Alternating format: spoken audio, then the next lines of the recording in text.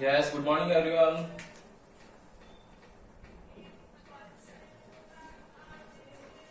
Good morning बेटा. Good morning. Good morning. देख.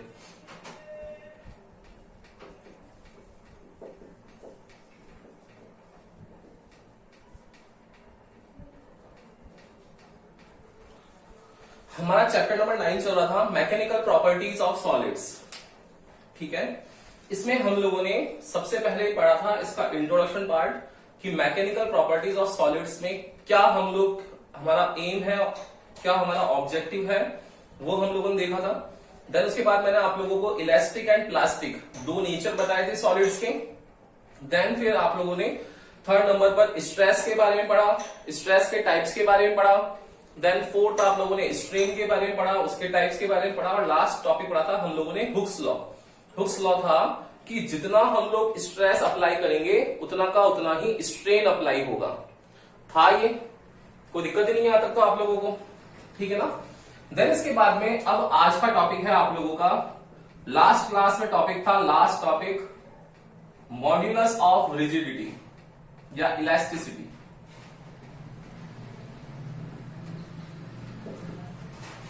Modulus of elasticity, इसको डिनोट करते हैं के से. मैंने आप लोगों को इसकी डिफाइन लिखाई थी. It is defined as the ratio of stress to the strain. क्या ये डिफाइन थी कि it is defined as the ratio of stress to the strain.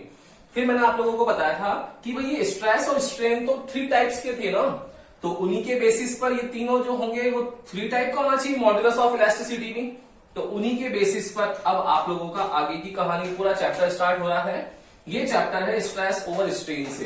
तो फर्स्ट हम लोगों ने लिखा था लॉन्गिट्यूडल स्ट्रेस और लॉन्गिट्यूडल स्ट्रेन. फर्स्ट टाइप यही था. तो उसी के बेसिस पर ये जो मॉड्यूलस आएगा, ये मॉड्यूलस चेंज हो जाएगा और ये कन्वर्ट हो जाएगा किसके अंदर, देखना, longitudinal stress to the longitudinal strain.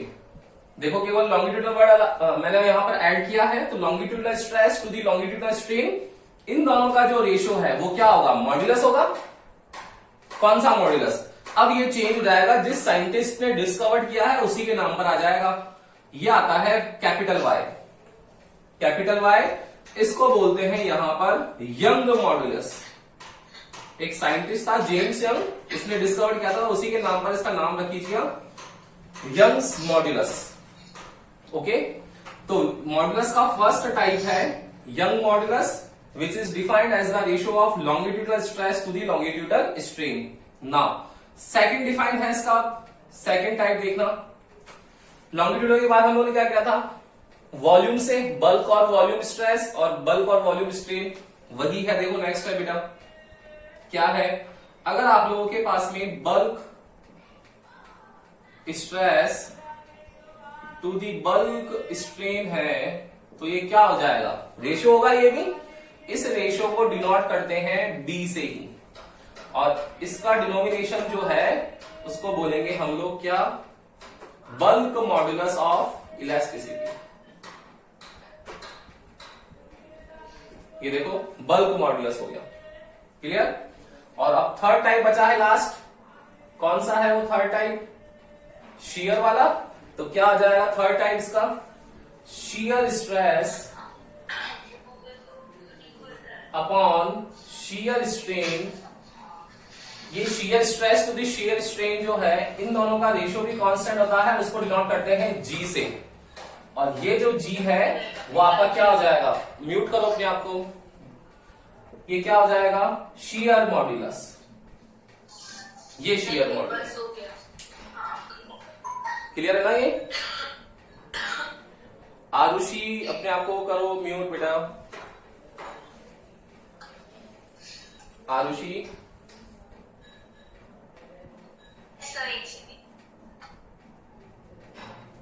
Yes, ठीक है ना. तो मॉड्यूलस ऑफ इलास्टिसिटी के थ्री पार्ट्स हो गए. कौन कौन से, फर्स्ट वन है longitudinal stress to the longitudinal strain. इन दोनों का जो रेशियो है वो यंग मॉड्यूलस है. देन उसके बाद सेकंड टाइप है bulk stress to the bulk strain. ये है आप लोगों के पास में bulk modulus. And third one is shear stress to the shear strain, और ये है आप लोगों के पास में shear modulus. Clear? One by one ले लें इन सबको और करें इसके आगे परफॉर्म। तो एक बार इसका स्क्रीनशॉट ले लो, देन हम लोग फर्स्ट टाइप पे चलेंगे अब, यंग मॉड्यूलस, और इसके देन न्यूमेरिकल्स, इसके कॉन्सेप्ट, कौन कौन से क्वेश्चन एग्जाम में आते हैं वो करते हैं। एक बार ले लो उसका स्क्रीनशॉट।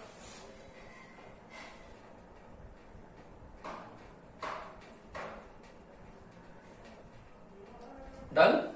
नाउ तो फर्स्ट हेडिंग लगानी है अब आप लोगों को यंग्स मॉड्यूलस।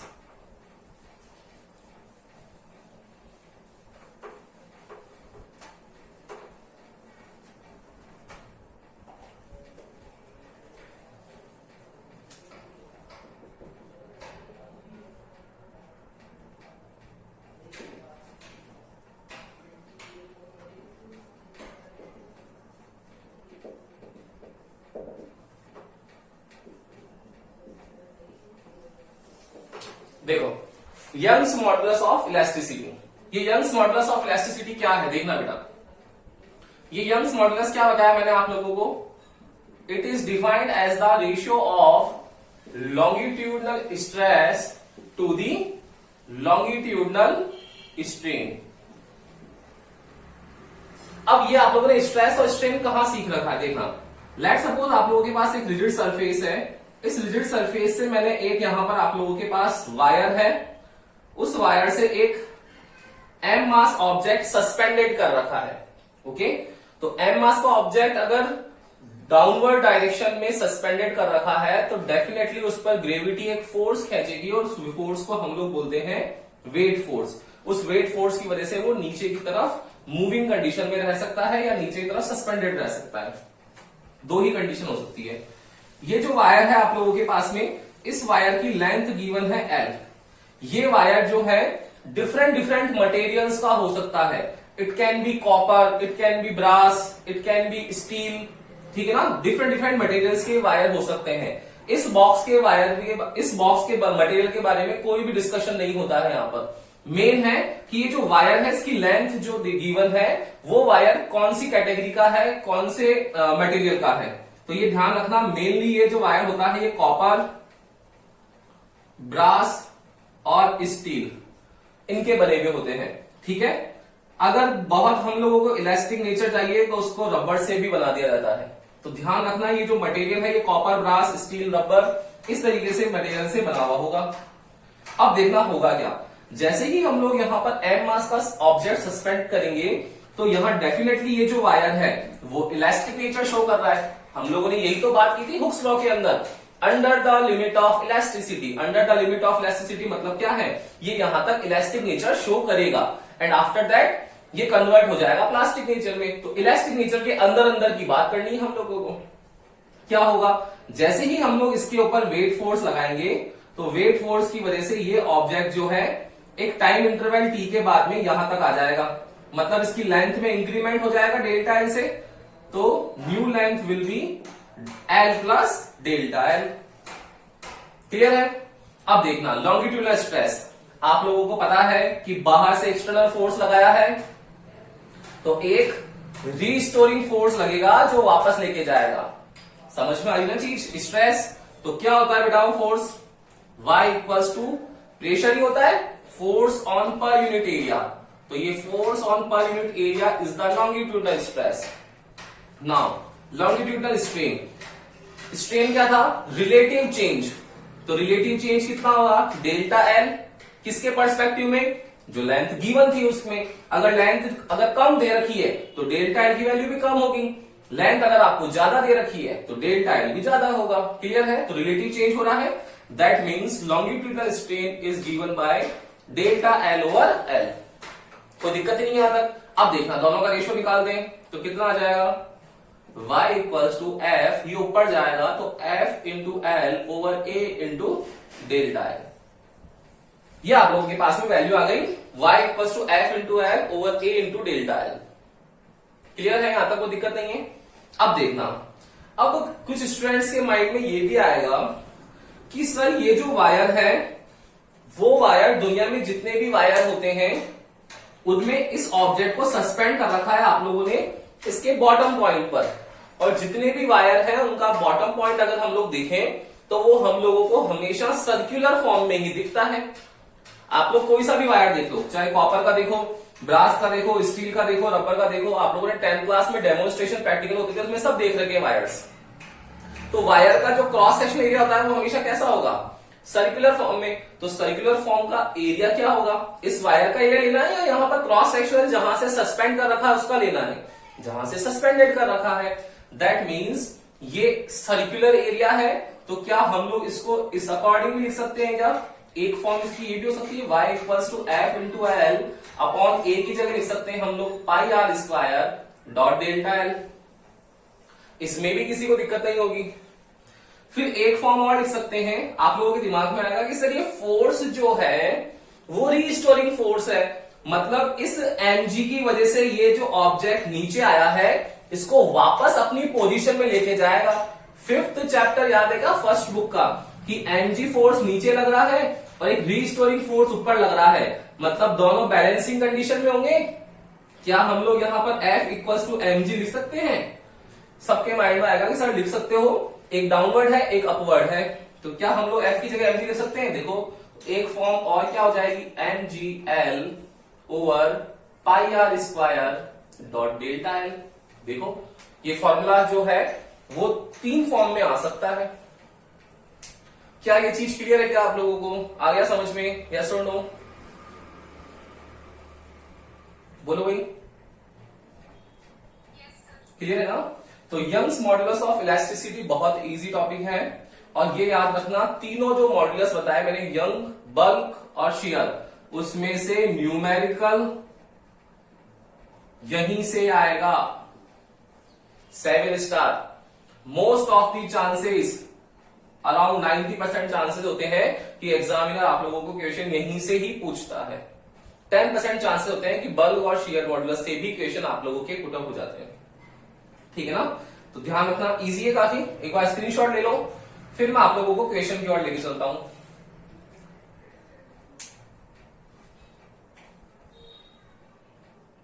ले लिया स्क्रीनशॉट, ले लिया? अब देखना, ये आप लोगों के पास Young's modulus of elasticity topic जो है वो आ गया। अब इसमें ये ध्यान रखने वाली चीज है कौन कौन से वर्ड को क्या क्या बोलते हैं। यहां पर F जो है वो फोर्स है, ये सबको पता ही है।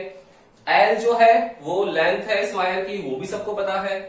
A जो है वो इसका क्रॉस सेक्शनल एरिया है। तो याद रखना ये एरिया पूरे वायर का नहीं है, पूरा वायर तो सिलेंड्रिकल दिख रहा है, तो सिलेंड्रिकल वायर का एरिया नहीं है, ये उसके क्रॉस सेक्शनल एरिया का है। तो ये आएगा यहां पर क्रॉस सेक्शनल एरिया। और डेल्टा एल, डेल्टा एल क्या है, increment in length. Delta L is increment in length. और ये जो वर्ड है ना इंक्रीमेंट इन लेंथ, इसको बुक्स में आप लोगों के एक वर्ड नाम दे रखा है जिसको बोलते हैं इलॉन्गेशन। इलॉन्गेशन इस वर्ड से इंट्रोड्यूस कर रखा है, तो जितने क्वेश्चंस आएंगे, टॉपिक्स आएंगे, उसमें ये वर्ड ध्यान रखना, इलॉन्गेशन। क्लियर है? डेल्टा एल को इलॉन्गेशन बोलते हैं। डन? यहां तक कोई दिक्कत नहीं है? चले क्वेश्चन की ओर, चलो।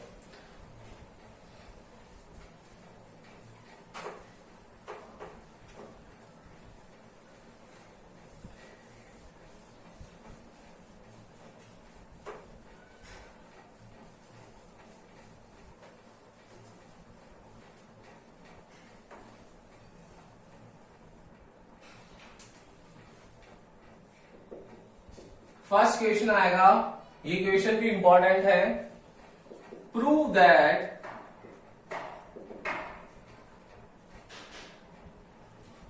Young modulus of steel is greater than Young modulus of rubber. ये स्टेटमेंट आ गया आपके पास में। Prove that Young's modulus of steel is greater than Young modulus of rubber. अब आपके दिमाग में उल्टा आएगा कि सर कैसे होगा ये क्वेश्चन। तो फॉर्मूला क्या है वो देखना है। सब ने ध्यान से देखना। अगर मुझे यंग मॉडुलस का फॉर्मूला लिखना है तो यंग मॉडुलस का फॉर्मूला जो होगा वो क्या होता है बताओ, F into L upon A into delta L. क्या यही होता है क्या? मुझे एक लिखना है स्टील के लिए, ये लगा दिया मैंने स्टील, तो ये F स्टील के लिए, L स्टील के लिए, A स्टील के लिए और डेल्टा एल भी स्टील के लिए। क्लियर? देखो डेल्टा और एल है ना, यहां ये ध्यान रखना आपको। देखो मैंने डिनोमिनेशन में कैसे लिखा है, डेल्टा एल और एस नहीं लिख दिया है, मैंने क्या करा, डेल्टा एल और एस लिखा है। क्यों? क्योंकि ये दोनों क्वांटिटी डिफरेंट डिफरेंट हो जाएगी अगर मैं यहां लिख दूंगा तो।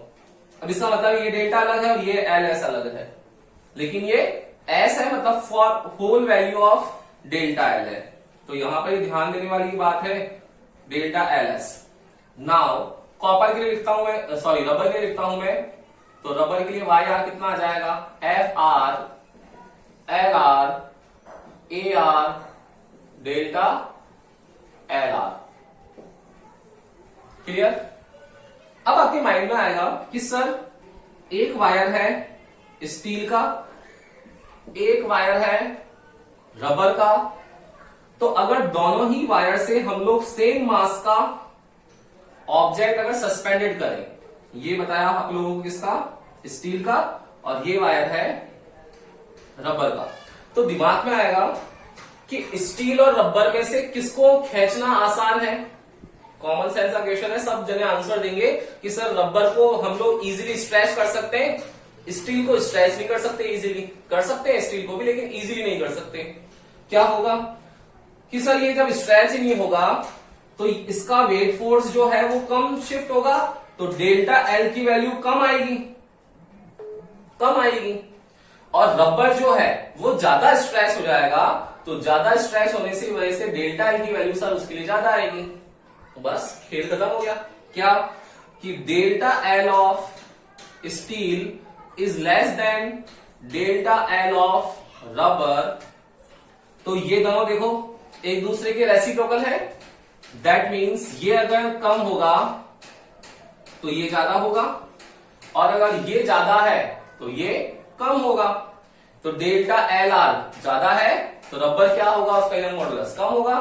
That means young modulus of steel greater than होगा यंग्स मॉडुलस ऑफ रबर से। ये हम लोगों ने इस चीज को प्रूव कर लिया। क्या आ गया क्या समझ में आप लोगों को? यस और नो? क्लियर है ना भाई? तो ले लो, उसका भी स्क्रीनशॉट ले लो, स्क्रीनशॉट ले लो और अपनी एनसीईआरटी बुक ले लो भाई एक बार। एनसीईआरटी क्वेश्चंस करते हैं कुछ।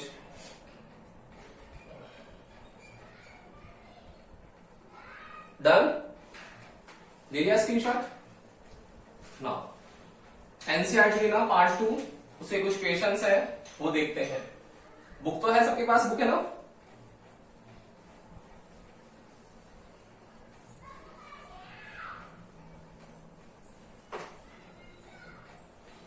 देखो बुक ओपन करना भी सब जने। आप लोग देखोगे पेज नंबर 235, पेज नंबर 235 देखो। इतने पेज 235 थोड़ी ना, ये सेकंड पार्ट है उस बुक का, है ना, तोड़ दिया है। 235 पेज पे देखो, आपको सबको यहाँ एक टेबल दिख रही होगी पेज के सबसे नीचे, सबसे नीचे पार्ट में। उसमें दे रखा है Young's moduli elastic limit and tensile strength of the same material. इसमें जो फर्स्ट कॉलम है ना, देखो उसमें सबके यंग मॉडुलस दे रखे हैं आपको। एल्यूमिनियम का दे रखा है 70, कॉपर का दे रखा है 120, आयरन का दे रखा है 190, स्टील का दे रखा है 200। ये जो बोन होती है टेंसाइल स्ट्रेंथ में होती है, इसका दे रखा है 16, और अगर कंप्रेसिव स्ट्रेंथ में हो तो होता है 9। तो सबके यंग मॉडुलस दे रखे हैं, और यंग मॉडुलस के साथ में ऊपर लिख रखा है 10⁻⁹ न्यूटन पर मीटर स्क्वायर। तो यंग मॉडुलस की यूनिट क्या होगी? आप लोग सब समझते हो कि यूनिट्स निकालना सेकंड चैप्टर में सीख लिया था सर हमने, कि young modulus F upon A over delta L upon L होता है। तो ये डेल्टा L और L मैंने बताया था आप लोगों को स्ट्रेन है, और स्ट्रेन जो होता है वो यूनिटलेस और लिमिटलेस होता है, ठीक है, डायमेंशनलेस है, कोई मतलब नहीं है इसका। और एफ अपॉन ए क्या होगा, फोर्स होगा newton and area is metre square, newton per metre square, that means Young's modulus newton per metre square. तो इस टेबल में आप लोगों को दो वैल्यू ध्यान रखनी होगी। फर्स्ट वैल्यू आप लोगों को याद रखनी होगी कॉपर की। ये कॉपर की वैल्यू होती है 1.1 into 10⁻⁹ newton per metre square and value of steel is 2 into 10⁻11 newton per metre square. देखो वो जो बुक में दे रखा है वो यही है, 2 इंटू 10⁻11 है ना, तो इसको मल्टीप्लाई कर दूंगा तो 200 इंटू 10⁹ हो जाएगा। क्लियर है ना। ये वैल्यूज आप लोगों को काफी बार क्वेश्चंस में गिवन होती है और काफी बार नहीं गिवन होती है, तो आप लोगों को ध्यान रखने वाली है, दोनों से पे ही क्वेश्चन पूछा जाता है, ठीक है। तो चले अब क्वेश्चंस के, निकालो कोई पेज नंबर एनसीईआरटी एक्सरसाइज निकालो पीछे, page number 242, page number 242, question number first करते हैं। देखो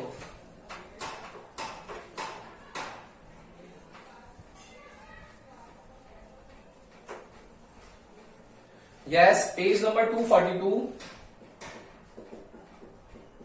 question number first, a steel wire of length 4.7 metre, L है 4.7 मीटर, किसके लिए, स्टील के लिए। ये हम लोग लिख रहे हैं पहले स्टील के लिए। गिवन लिखना चाहिए, हमेशा बता रखा है क्वेश्चन करते वक्त। Cross sectional area A equals to 3 into 10⁻⁵ metre square, stretch by the same amount. Same amount का मतलब क्या है कि दोनों के लिए वेट फोर्स mg की वैल्यू जो है वो क्या रहेगी, सेम रहेगी, same stretch amount, same amount से स्ट्रेच किया उसको। As a copper wire of length, अब हम लोग लिख रहे हैं कॉपर वायर के लिए, उसकी लेंथ गिवन है 3.5 metre and cross sectional area A is 4 into 10⁻⁵ metre square under a given load. What is the ratio of Young's modulus of steel to copper. ये आप लोगों को क्वेश्चन पूछा है, Young modulus of steel to the copper, दोनों का ratio. कितना easy question है ना, कर सकते हैं हम लोग सब देने। यंग स्टील कितना होता है, एफ इंटू एस, फिर L into S upon A into S, delta L over S upon copper लिखना है, कितना होगा, F copper, L copper, A copper, delta L copper. Clear. Now अब यहां पर ये वेट फोर्स सेम है, दैट मींस एफ एस और एफ कॉपर इक्वल है, तो क्या आ जाएगा, दोनों की वैल्यू अगर सेम होगी तो बताओ, दोनों कट जाएंगे, बिल्कुल कट जाएंगे, कोई दिक्कत नहीं किसी को भी। क्लियर।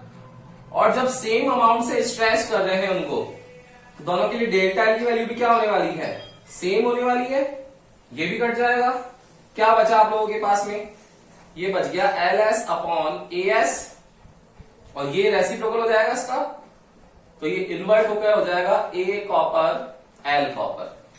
वैल्यू गिवन है सबको, एल एस की वैल्यू कितनी गिवन है, 4.7, ए एस कितना है 3 into 10⁻⁵ multiply by A copper कितना है 4 इंटू 10⁻⁵ डिवाइडेड बाय 3.5। क्या हम लोग सॉल्व कर सकते हैं क्या इसको, पॉइंट से ये पॉइंट कितना आ गया, 47 इंटू 4 अपॉन 3 इंटू 35। घर जाके सॉल्व करना सब जने, आप लोगों का आंसर आ जाएगा, रेशियो आ जाएगा इसका। देखो कितना इजी क्वेश्चन है, कर सकते हो ना। तो ये क्वेश्चन आप लोगों के एनसीईआरटी एक्सरसाइज में पीछे दे रखा है भाई, काफी इजी है, कर लेना, ले लो उसका स्क्रीनशॉट। नेक्स्ट देखो क्वेश्चन नंबर 4 देखना बेटा, क्वेश्चन नंबर 4 देखो, उसमें फर्स्ट पार्ट यही दे रखा है, the young modulus of rubber is greater than Young modulus of steel, है ना। और सेकंड क्वेश्चन दे रखा है शियर मॉड्यूलस का, वो जब शियर मॉड्यूलस पढ़ेंगे तब करेंगे उसको। फिर क्वेश्चन नंबर 5 देखो सब जने, क्वेश्चन नंबर 5 देखो, वो भी इजी है काफी।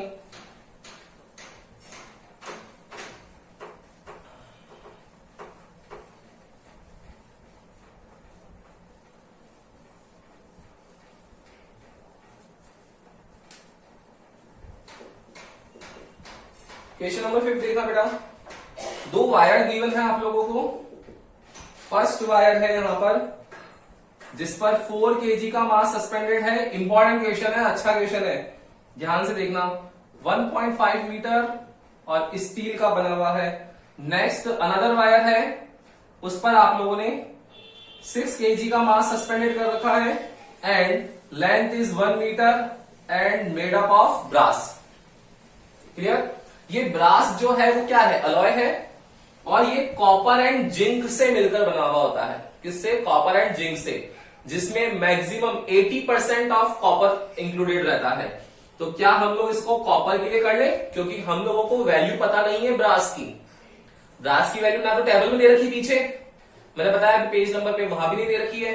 तो हम लोग क्या इस ब्रास को इंक्लूड कर सकते हैं कॉपर से? क्यों? क्योंकि ये कॉपर एंड जिंक का मिक्सचर है। कॉपर इसमें 80% और जिंक इसमें 20% के लगभग होता है, तो 80% वाले को इंक्लूड कर ले। क्लियर? अब देखो क्वेश्चन पढ़ो। 2 वायर्स ऑफ डायामीटर, दोनों के डायामीटर गिवन है आप लोगों को 0.25 centimetre. One made up of steel and other made up of brass are loaded as shown in the given figure. The unloaded length of steel wire, unloaded length of steel wire is 1.5 the meter, and that of brass wire is 1 meter. Compute the elongation of steel and the brass wire. We have to find the elongation of steel and elongation of brass. बहुत easy question है, देखो बस थोड़ा सा आपको mind apply करना है 5th chapter का। देखना, फर्स्ट निकालते हैं हम लोग बेटा डेल्टा एल एस। तो फॉर्मूला क्या होता है? y equals to F into L upon A into delta. मुझे डेल्टा एल निकालना है, तो डेल्टा एल कितना आ जाएगा? F into L upon A into Y. किसके लिए? स्टील के लिए। क्या आएगी वैल्यू?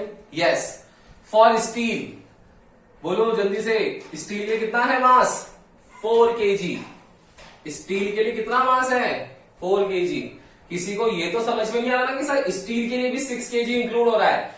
अरे यहां से क्वेश्चन में साफ साफ बोला है, देखो कि 1 made up of steel and other made up of brass. The unloaded length of steel wire, unloaded मतलब यहां पर ये 1.5 m जो दे रखा है वो कब है? जब 4 kg है। दैट मीन्स स्टील वायर का वेट कितना हुआ? 4 kg। तो कितना हो जाएगा ये? 4 इंटू जी, एम जी होता है। फिर एल कितनी है एल बेटा? 1.5। नाउ एरिया, और ये तो डायमीटर गिवन है, निकाल सकते हैं क्या एरिया? पाई आर स्क्वायर होता है, आर कितना होता है? d/2।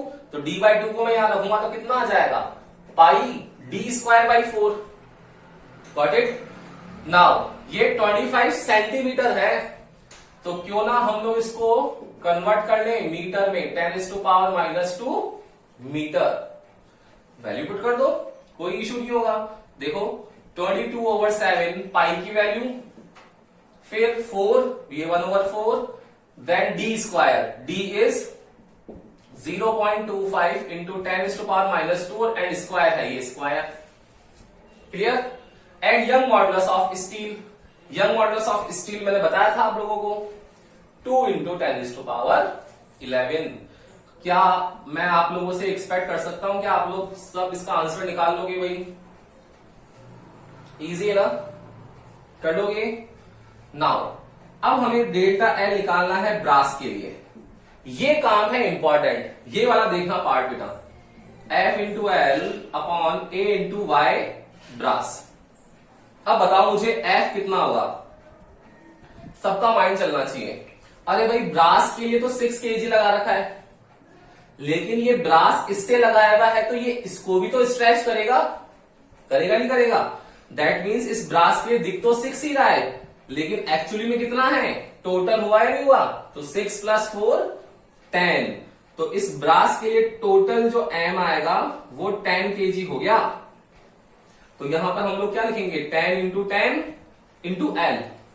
नाउ L कितना है, इसकी लेंथ कितनी है 1 मीटर अपॉन एरिया, वही सेम काम ये लिख देना यहां पर 22/7 into 1/4 0.25 into 10⁻⁻² whole square multiplied by YB।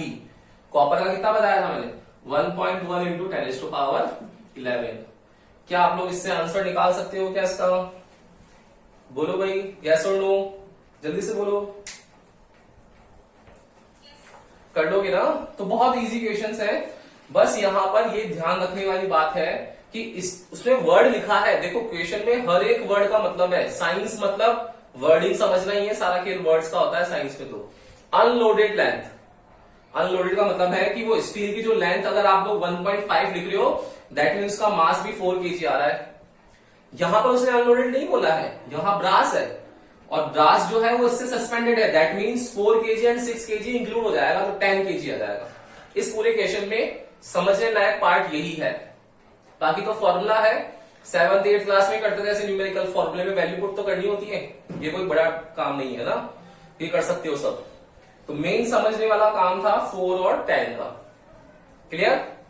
आया समझ में? आ गया भाई? बताओ टॉपिक आएगा समझ में। यंग मॉडुलस कितना इजी टॉपिक है।